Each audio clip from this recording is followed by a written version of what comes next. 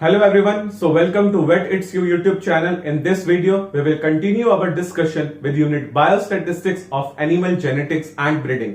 So अब हम लोग बात करेंगे about the formation of frequency distribution कि भाई जब भी आप frequency distribution की मदद से किसी भी डाटा को क्लासिफाई करना चाहते हो तो उस frequency distribution को बनाने वक्त आपको कौन कौन से स्टेप्स फॉलो करने होंगे, ठीक है। And the first step is the formation of data array.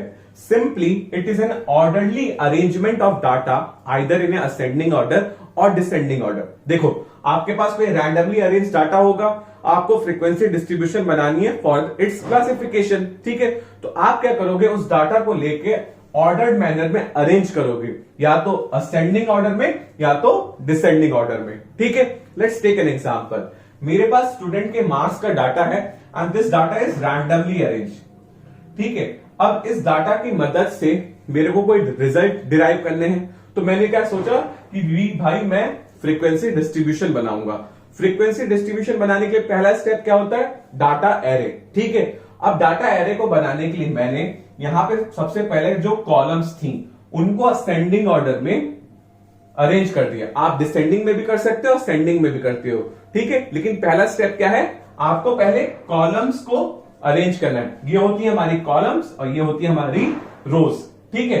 So basically आपने कॉलम को अरेंज करा असेंडिंग ऑर्डर में। देखो 17, 27, 30, 17, 27, 30, नेक्स्ट 21, 28, 35, 21, 28, 35, ठीक है।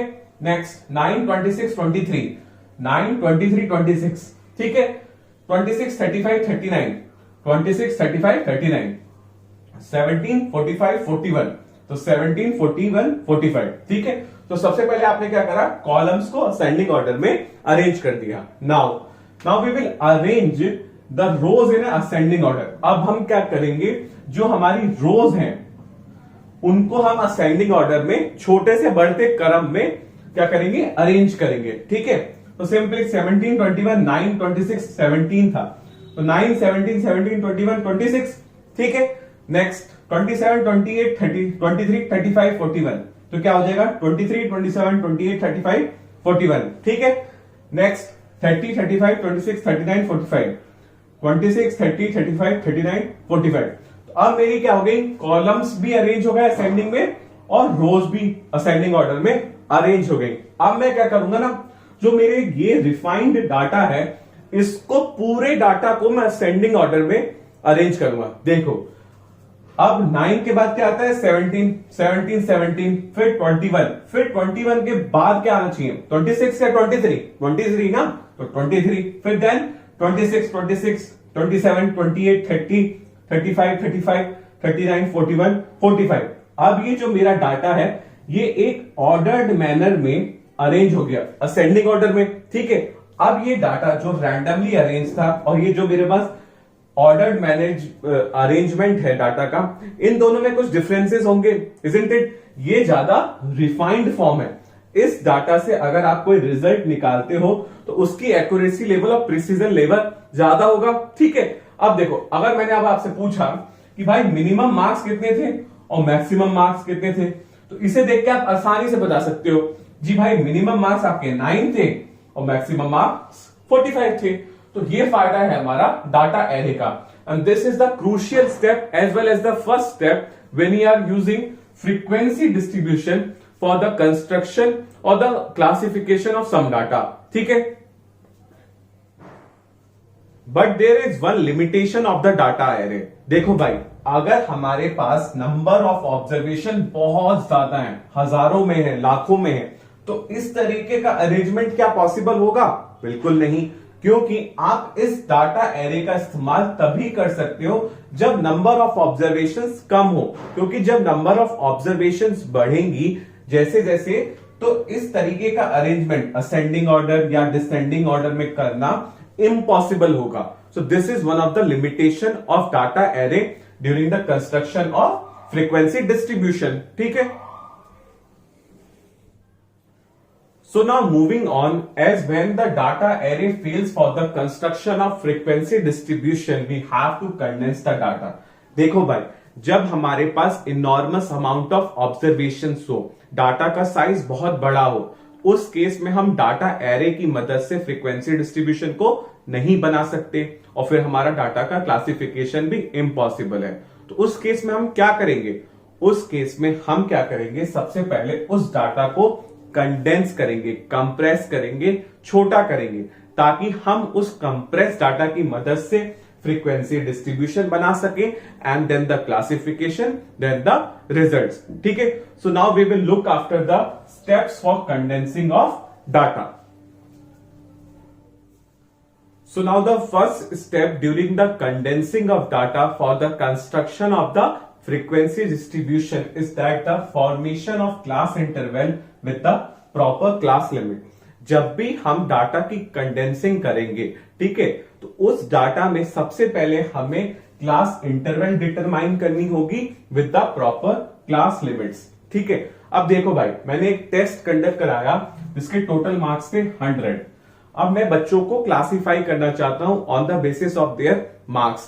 तो मैंने क्या करा, क्लास इंटरवल बनाई 0 to 10 की, 10 to 20, 20 to 30, 30 to 40, 40 to 50, 60, 70, 70 to 80, इस तरीके से। ठीक है, तो यहां पे जो मेरी क्लास की इंटरवल है 10 - 0 = 10। ठीक है, इजंट इट? और मेरी लोअर लिमिट भी डिफाइंड है कि लोअर लिमिट जी हमारी 0 है और अपर लिमिट हमारी 10 है। तो जब भी आप कंडेंसिंग करोगे किसी भी डाटा की for the construction of frequency distribution, तो आपको सबसे पहले उस डाटा में क्लास इंटरवल डिफाइन करनी होगी with the proper class limits. ठीक है, so now moving to the next step is that for each observation place one tally mark. A tally mark is a vertical line for each value. देखो भाई, मान लो कि हमारे पास 0 to 10 कितने बच्चों के मार्क्स है, 4 स्टूडेंट के। तो इनकी ऑब्जर्वेशंस को मैं कैसे रिकॉर्ड करूंगा, with the help of a tally mark. अब बात आती है टैली मार्क क्या है, तो सिंपली एक वर्टिकल लाइन आप कर दो ऐसे, वही क्या कहलाती है, टैली मार्क। ठीक है, तो 0 to 10 में कितने बच्चे थे, 4। तो मैं क्या करूंगा, 4 टैली मार्क्स बनाऊंगा, 1 2 3 4। अब भाई जो एक टैली मार्क होता है वो एक ऑब्जर्वेशन को डिफाइन करता है। तो इस केस में क्या होगा, 1 tally mark is equal to 1 student. So this is the second step. So now moving to the next step, so simply after the 4 tally bars draw the 5th bar across it. मान लो आप observations को record कर रहे थे और आपने 4 tally बार record करे, उसके बाद 5th वन, तो 5th टैली बार आप कैसे ड्रॉ करोगे, तो सिंपली पहले तो आप 1 2 3 4 ड्रॉ करोगे, उसके अक्रॉस में डायगोनली एक लाइन को ड्रॉ करोगे, तब हमारी कितनी टोटल बार्स हो गए, 5, और वही हो गई हमारी नंबर ऑफ ऑब्जर्वेशन। देखो, कभी भी आपको ऐसा नहीं करना है 1 2 3 4 5, this is a wrong method. आपको क्या करना है, 1 2 3 4 एंड देन 5। ठीक है, next step, when all the observations are placed against appropriate class tally bars totalled up and record as the frequency of a particular class. अब मान लो कि आपने सभी क्लासेस के टैली बार्स बना दिए, तो आप फ्रीक्वेंसी कैसे पता लगाओगे, तो सिंपली आपको क्या करना है, जो भी हमारे टैली बार्स हैं उनको एड ऑन कर दो, वही हमारी क्या होगी, फ्रीक्वेंसी। देखो भाई, ये हमारा केस है, मार्क्स ऑफ स्टूडेंट थे। ठीक है, पहली क्लास में कितने टैली बार थे, 4। 10 to 20 में मान लो कितने हैं, 5। 20 to 30 में कितने हैं, 6। 1 2 3 4 5 एंड देन 6। अब मैं इसकी फ्रीक्वेंसी पता लगानी है, तो क्या करूंगा, हर एक क्लास के टैली बार्स को एड ऑन कर दूंगा, वही क्या हो जाएगी, मेरी फ्रीक्वेंसी। ठीक है, सो 1 2 3 4 1 2 3 4 5 1 2 3 4 5 एंड देन 6। तो मैंने क्या कर लिया, टैली बार्स की मदद से फ्रीक्वेंसी भी रिकॉर्ड कर ली। सो सबसे पहले आपको क्या करना है, क्लास इंटरवल और क्लास लिमिट को डिफाइन करना है। उसके बाद हर एक क्लास की ऑब्जर्वेशंस को किसके मदद से रिकॉर्ड करोगे, टैली बार्स के मदद से, और उन टैली बार्स को एड ऑन कर दोगे तो हमें क्या पता चल जाएगी, frequencies of that particular class. So these are the steps that are involved in the condensing of data when the data array fails in construction of frequency distribution. ठीक है? So now moving on, we will discuss about the guidelines for selecting the class interval. अभी तक हमने देखा कि जब भी हमें फ्रीक्वेंसी डिस्ट्रीब्यूशन बनाना है डाटा एरे की मदद से, तो वहां पे नंबर ऑफ ऑब्जर्वेशंस कम होंगी तभी वो पॉसिबल है। अगर नंबर ऑफ ऑब्जर्वेशन ज्यादा है, डाटा का साइज बहुत बड़ा है, तो हमें उसे क्या करना पड़ता था, condense with proper class limit, proper class interval. ठीक है, तो अब हम देखेंगे कि भाई हम क्लास इंटरवल्स को कैसे सिलेक्ट करते हैं, उसके लिए हमें क्या क्या स्टेप्स फॉलो करने चाहिए। ठीक है, so now moving on, the first step during the selection of the class interval is that you have to find out the largest and the smallest item of the data, calculate the difference, and that will give you the range। कि भाई जब भी आपको class interval का selection करना है, सबसे पहले आपको रेंज फाइंड आउट करनी होगी। ठीक है, रेंज फाइंड आउट करने के लिए आप अपने डाटा की मैक्सिमम वैल्यू में से मिनिमम वैल्यू को सब्ट्रैक्ट कर दोगे, माइनस कर दोगे, that will give you the range. This is our first step. Now second, find out the number of items and calculate the number of classes. ठीक है, जिसको हम क्या कहते हैं, K, given by the Sturges formula, K is equal to 1.33 plus log N.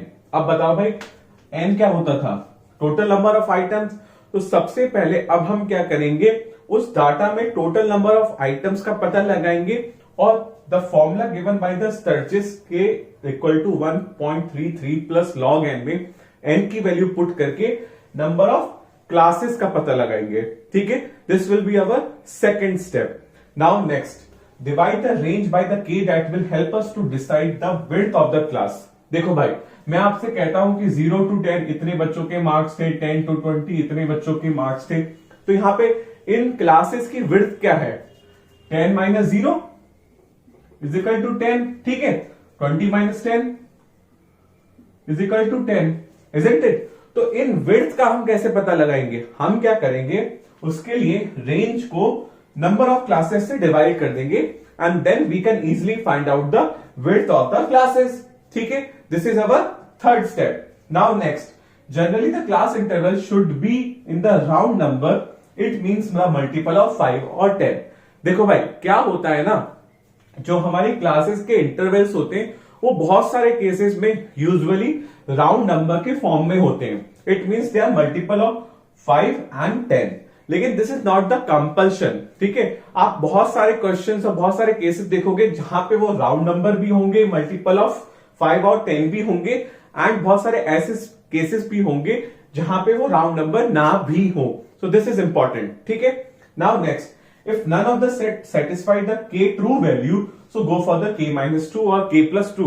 देखो भाई, जब हमने स्टर्जिस फॉर्मूला की बात करी थी, हमने देखा था Sturges formula is just a guideline that help us to determine the number of classes, but its true value can और can not be the actual true value of the number of classes. कि मान लो कि भाई जो मैंने k की value find out करी with the help of this formula, वो वैल्यू या तो नंबर ऑफ क्लासेस के इक्वल हो भी सकती है और नहीं भी। ठीक है, ये इसीलिए हम क्या कहते हैं, ये सिर्फ एक गाइडलाइन है, एक कोई एक्चुअल फॉर्मूला नहीं है जिससे हमें एक्चुअल वैल्यू का पता चल जाए। ठीक है, तो उसी को रेक्टिफाई करने के लिए दो चीजें थी, दो कंडीशंस थी, k - 2 और k + 2। तो जब आपकी k की वैल्यू आपकी नंबर ऑफ क्लासेस जो बने k की वैल्यू से, वो आपके डाटा को ही सेटिस्फाई नहीं करे, तो आप क्या करोगे, उन केस में इन कंडीशंस का यूज करोगे, k की वैल्यू को k - 2 रख के देखोगे और k + 2 रख के देखोगे। ठीक है, so these are the guidelines that you have to follow during the selection of the class interval. Now we will look after the example. Now we will look after this example and I hope that this will clear all your doubts. So देखो भाई, हमसे कहा गया है कि prepare a frequency distribution for the marks of student, कि बच्चों के मार्क्स दे रखे हैं, इस डाटा का एक फ्रीक्वेंसी डिस्ट्रीब्यूशन आप क्रिएट करिए। As class interval is not given in the question, we have to find out the class interval. अब इस क्वेश्चन में कहीं भी क्लास इंटरवल की जिक्र ही नहीं है, तो हमें सबसे पहले क्या करना होगा, क्लास इंटरवल का पता लगाना होगा। Then we can draw this frequency distribution. ठीक है, तो हम सबसे पहले क्या करेंगे, minimum marks and maximum marks का पता करेंगे with the help of this data. ठीक है, इस डाटा में minimum marks I think so 35 है एंड मैक्सिमम मार्क्स 50 हैं, ठीक है, 35, 50।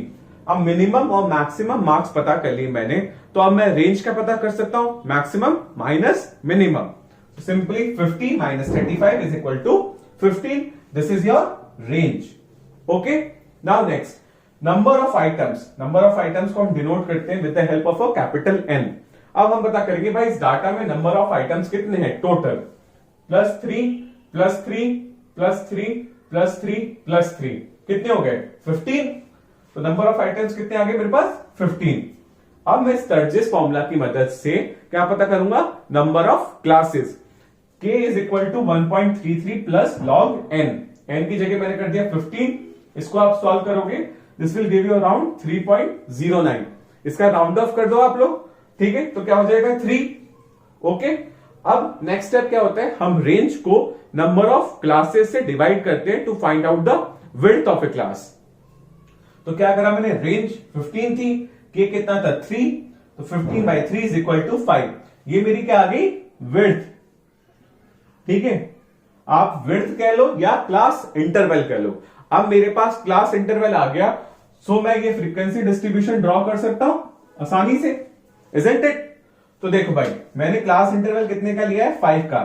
इस डाटा में सबसे छोटी डिजिट और मिनिमम मार्क्स क्या थे 35, तो 35 से 39 ले ली मैंने, ठीक है, फिर 39 से 44 ले ली। यहां पे क्लास इंटरवल 5 का चल रहा है, ठीक है। ये बात आप ध्यान में रखना कि जो भी आपका क्लासेस का इंटरवल होता है वो सभी क्लासेस के लिए सेम होता है, ठीक है। यहां पे अगर 5 है तो यहां पे भी 5 होगा, यहां पे भी 5 ही होगा, यहां पे भी 5 ही होगा, ठीक है। नेक्स्ट है 44 से 49 और 49 से 54। अब देखो, अब नेक्स्ट कॉलम किसका बनेगा, टैली बार्स का। अब 35 से 39 कितनी वैल्यूज है, एक तो भाई 35 हो गई, एक 36 हो गई और एक 37 हो गई, इजंट इट, 1 2 3, ठीक है। और नंबर ऑफ स्टूडेंट्स भी कितने हो जाएंगे 3, क्योंकि जो हमारी टैली बार्स होती हैं वो हमें क्या बताती हैं about the number of actual observations, ठीक है। नेक्स्ट देखो 39 से 44, इस डाटा में देखा तो कितने आए 8, 1 2 3 4 5 6 7 8, ठीक है। फ्रीक्वेंसी भी कितनी हो गई 8, ओके। नाउ नेक्स्ट 44 से 49, इस डाटा में कितने थे 2 स्टूडेंट्स, पहली बार कितने हो गया 1 2, और ऑब्जर्वेशंस कह लो या नंबर ऑफ स्टूडेंट्स कह लो या फ्रीक्वेंसी कह लो, कितनी हो गई 2, ठीक है भाई। नेक्स्ट 49 से 54 कितने बच्चे हैं 2, ठीक है। 1 और 2 पहली बार बना लिया आपने, नंबर ऑफ स्टूडेंट्स या फ्रीक्वेंसी कितनी हो गई 2। सो ये हो गया हमारा solution for the preparation of a frequency distribution with these student marks in a test, ठीक है। जहां पे हमने क्लास इंटरवल का सबसे पहले पता लगाया और क्लास इंटरवल की मदद से ये फ्रीक्वेंसी डिस्ट्रीब्यूशन बना दिया। It's simple. I hope this clears all your doubt. So that's all for this video. I hope you like it. So please like, share, comment and subscribe to my channel Vet It's You. Thanks for the watching. An initiative by Ankit Kaushik.